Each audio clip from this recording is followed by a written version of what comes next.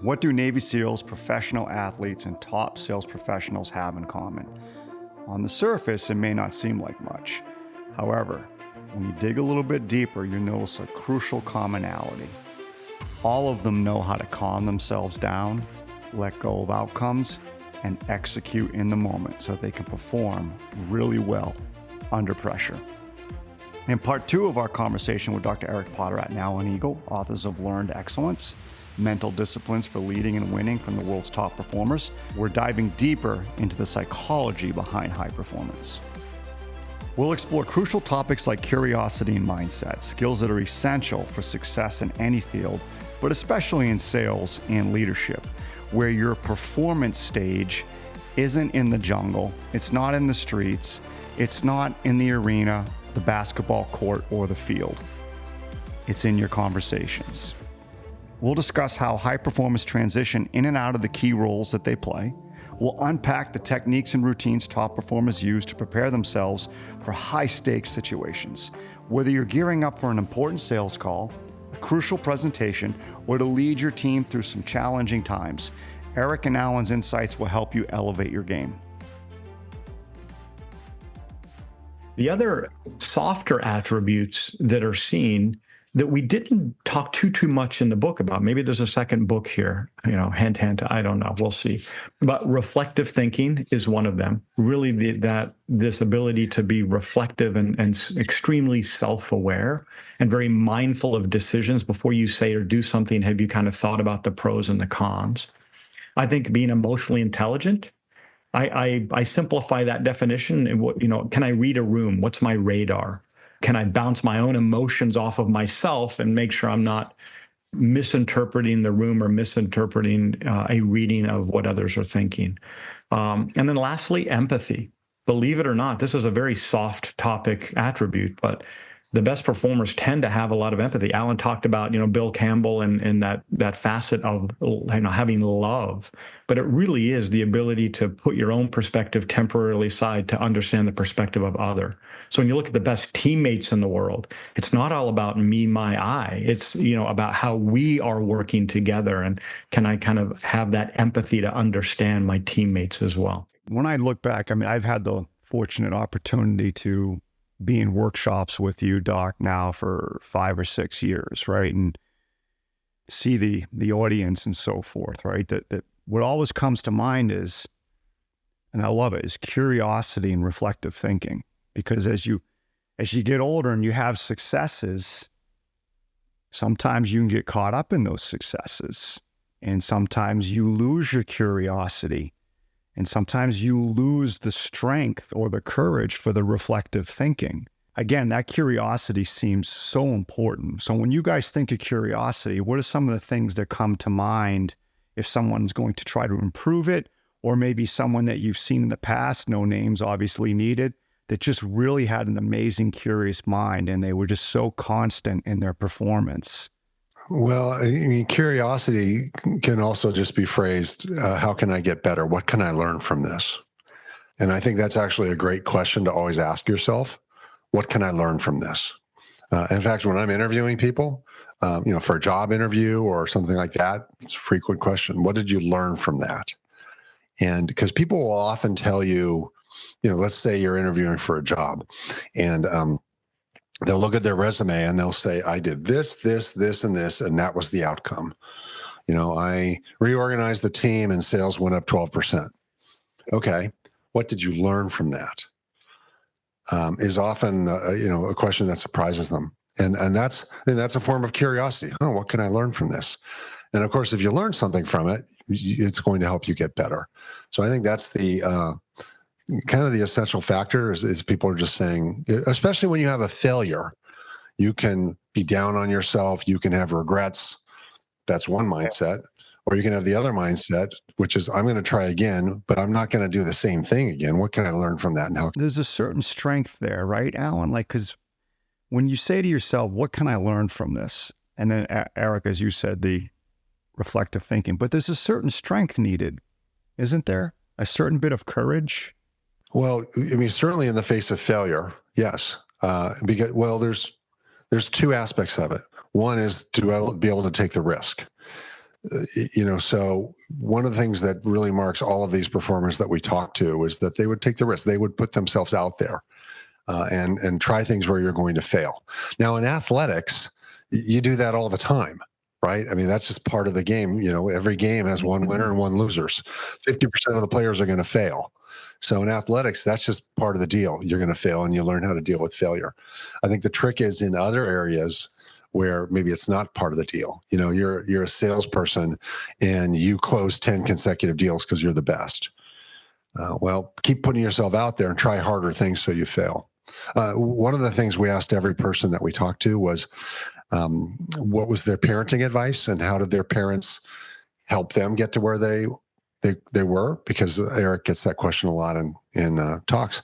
And the number one thing is they put their kids in a position to fail. Not, of course, in a dangerous way. They're not risking their kids in an entirely safe way. But yeah, go audition for that play. What's the worst that can happen? You don't make it.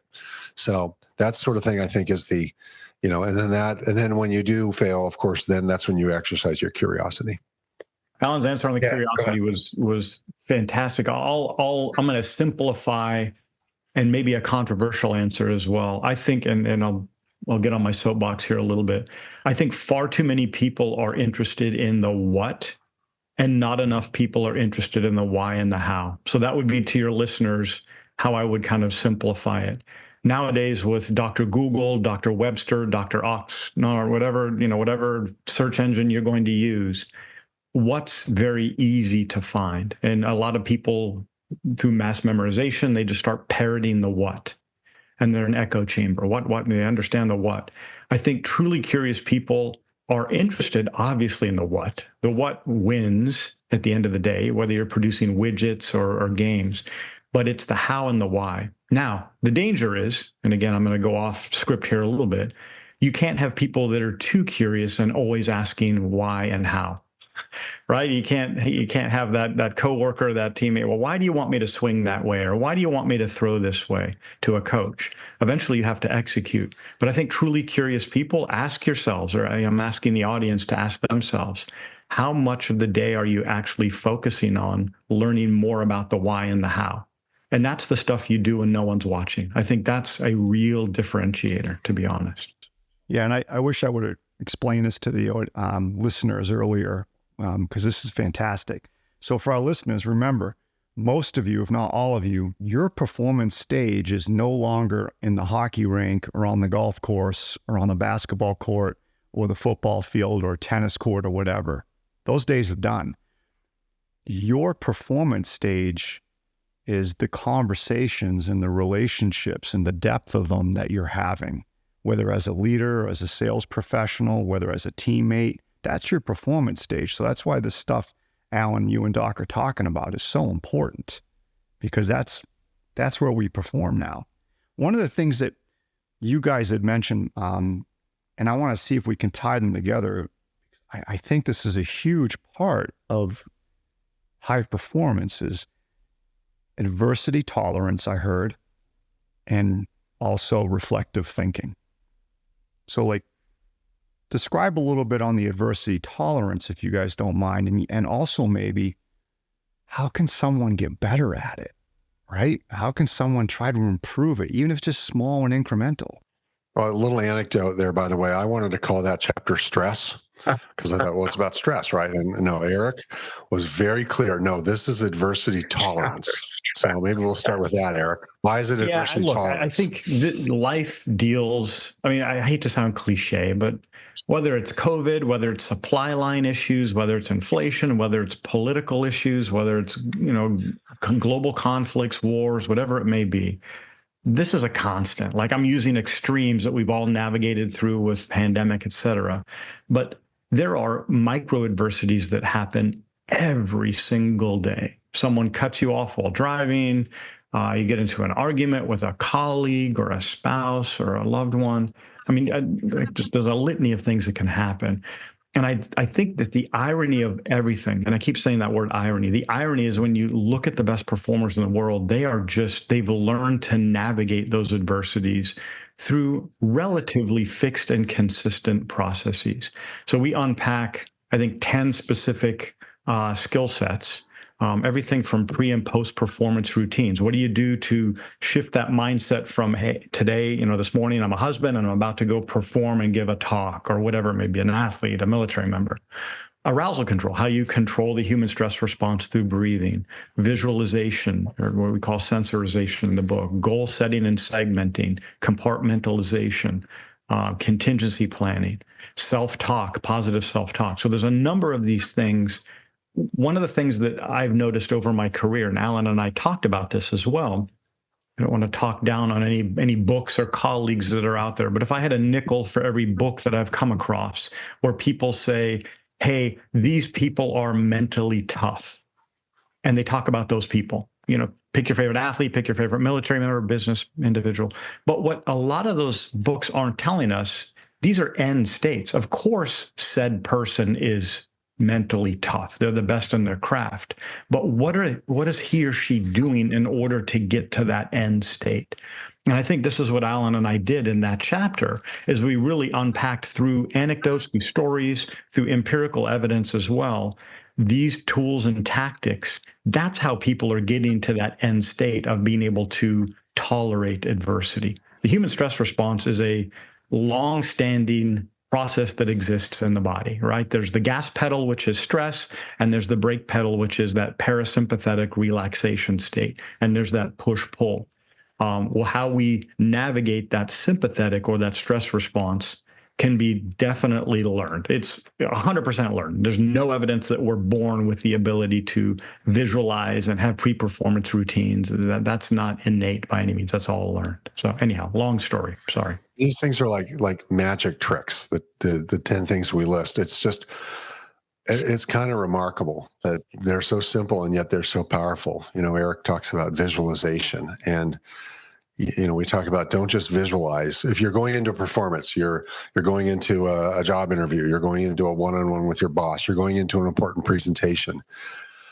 Don't just, most people just walk through it. Okay, here's what I'm going to say, and and they look at the slides or what have you. No, close your eyes. See yourself in the room. If you have a chance, go to the room first. Understand the surrounding, visualize it. And it's like tricking your mind into thinking that you've done it multiple times. And if you've done something multiple times, you're just not going to be as nervous. So it's so powerful. When I give a talk, I'll try to get into the room ahead of time, and I close my eyes. I envision the room full of people, and what's that going to look like? What's that going to feel like? And it's magic. It works so well, and that's just one of them. There's several of them. They're really incredible and easy. And I'm so glad you brought that up, because that's something I'm working on a lot. But we also try to help our clients with that too. Like, how do you visualize yourself in the meeting? How do you visualize how you ask your questions, your poise? Do you make the tough observation? Are you calm? Right? So I love that, because I feel like that's a huge part of performance. And visualize something going wrong too. Like, visualize not just everything going great, but I've tried to visualize, like, when I give a talk. Okay, what if someone starts heckling me? It's never happened. These are professional audiences, but what would I do? Like, visualize that. Or more likely, I don't know, the slides fail. The AV doesn't work. That sort of thing. This sort of stuff does happen. The person that you counted on to help you doesn't show up. You practice those things in your mind, and then when it happens, it'll be like, oh, you've already done it. I've heard about some of that research, Alan, behind the fact that your brain doesn't realize that you haven't done it. Actually, it does think you've done it because you spent the time visualizing prior, right? Yeah, this is there's a very famous neurologist who says that if your brain is firing, your brain is wiring. And it's true. The whole idea behind visualization, what we call sensorization, uses many sensory senses as possible when you're programming your brain. The whole idea, the model, the reason visualization or sensorization works is something called stress inoculation. Similar to vaccinations. Again, I'm not being political here, but you get a flu vaccine or you don't. But those who do, the reason you get them is because it gives you a little bit of a bad thing, in the hopes that when your body sees that strain, in reality, it's going to marshal a defense against that. So it's prepared, it's inoculated against that. The same for the brain, right? If you can visualize, and Alan says something fantastic that people often forget about. It used to be very controversial, actually, to have performers think about failure. It's no longer controversial because it ties into one of those 10 techniques that we call contingency planning. The whole idea is to avoid the human stress response and navigate through adversity. And if I've pre-programmed a number of contingencies or things that could go wrong, then when they do go wrong, I'm going to seamlessly flow. So that idea of stress inoculation, that's the reason I would invite the audience to really think deeply about, on the sales component as well, like start visualizing, start sensorizing how you want those conversations to work, how you want your presentations to go, and some of the hiccups that could happen. And the more you're doing that, the more your brain, we know for a fact, it's no longer speculation.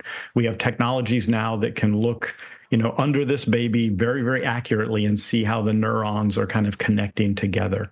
And just merely visualizing, changing that software affects everything. And people often think of, hardware. Software controls everything. So how are we pre-programming our blueprint to success? We've been talking about visualization. The one that came up, every single person we talked to in interviewing the book was deep breathing. And, there's been a lot written about this as well, but to actually hear high performers who are practicing it in the moment, like Navy SEALs literally on the field of battle, stopping and, 4 seconds in, 4 to 6 seconds out. And every single performer talked about using the deep breaths to reset. And, so I find myself doing that all the time. Like you think you don't have time, but actually you do.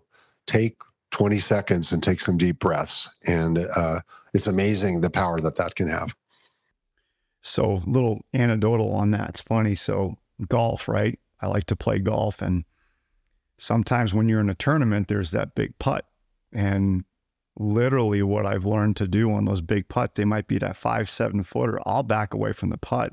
Alan, I'll do some of that 4 seconds in, 6 seconds out 2 or 3 times so that when I stand back over the putt, I actually feel a difference, calmer. And then the other thing on that too, Doc, you and I have talked about that. So I wear a Whoop. And for our listeners, this is no joke. On the Whoop, and maybe there's other devices too, you can go on there and see what your stress rate is on a 1 to 3, 3 being very, very high. You do some deep breathing as suggested here, maybe for a minute, and you go back on that Whoop, you will see a difference. Maybe you were at a 2.6, you will see that you will be down to maybe a 2 or a 1.7. It's amazing.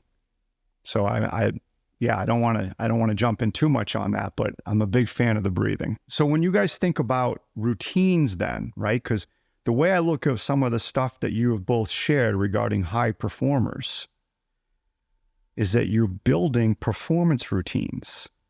The visualization is a performance routine, right? The breathing's a performance routine.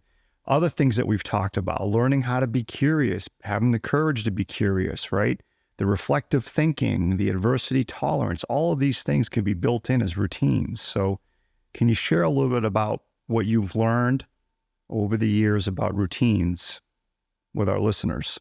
Yeah, maybe I'll take this one first. And I'll be somewhat melodramatic in saying this. If there are performers who say they can just show up and perform at their optimal level, maybe, but I'll bet against that all day long. I think when you unpack what it is they're actually doing, the best performers, as you said, they have a process or a routine that's somewhat militaristic and somewhat detailed when you really get to the bottom of it.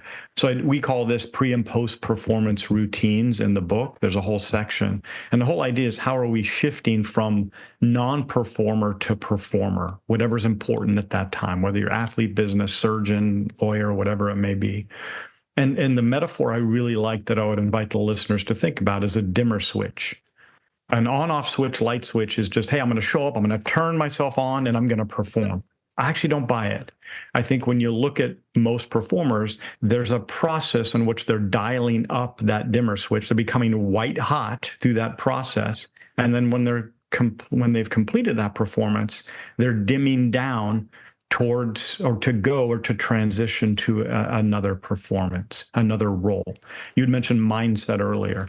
I think that's one of my challenges to the audience as well is really think about those 4 to 6 core roles that you play, those main roles: father, husband, performer, athlete, surgeon, whatever it may be.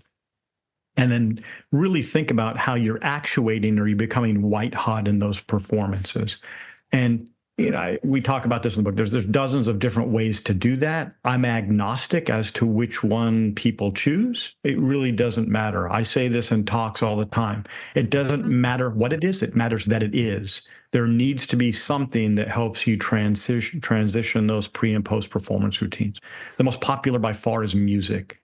Those that follow athletics know this, right? That's why baseball players have a walk-up song. Relief pitchers have a walkout song. That's why militaries have had bands for years, is to get that adrenaline going, war drums, as it were. So I would just invite the audience members to kind of think about, to develop that process and stay consistent to that process to help you kind of weaponize your mind towards those performer roles. And there's another aspect I would think about, Eric, is that we talk in the book a lot about process versus outcome. And the top performers, they have that routine, they have that dimmer switch. But when you have a bad outcome in particular, or even when you have a good outcome, your tendency is to focus on that outcome. We won the game, we must be great.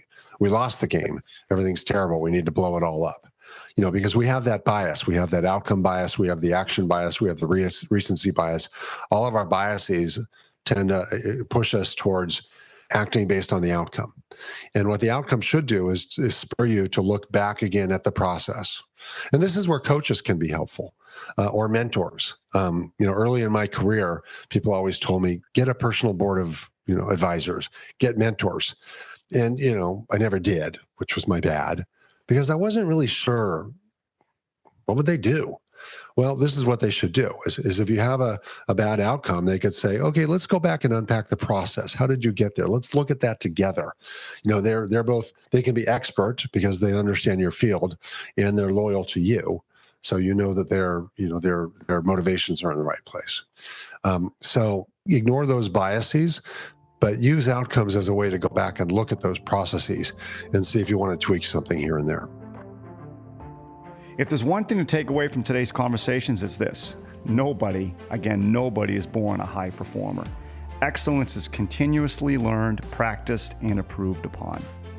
Whether it's a Navy SEAL on the battlefield, an Olympic athlete on the world stage, or you in a high-stakes meeting/conversation, the core principles of high performance remain the same. The key is to develop discipline so that you can continually learn and improve in any situation. We'll return next week with part 3 of our conversation with Dr. Eric Potterat and Alan Eagle, where we'll continue to take a close look at tactics high performers use to manage their thoughts and their reactions. If you want to connect with Eric and Alan, they're both on LinkedIn, or you can visit learnedexcellence.com. If you enjoyed this episode, you can follow us on your preferred streaming platform. And if you choose, leave a review. You have many options to listen to. We appreciate the time that you spend with us, and we would value your feedback on Apple Podcasts.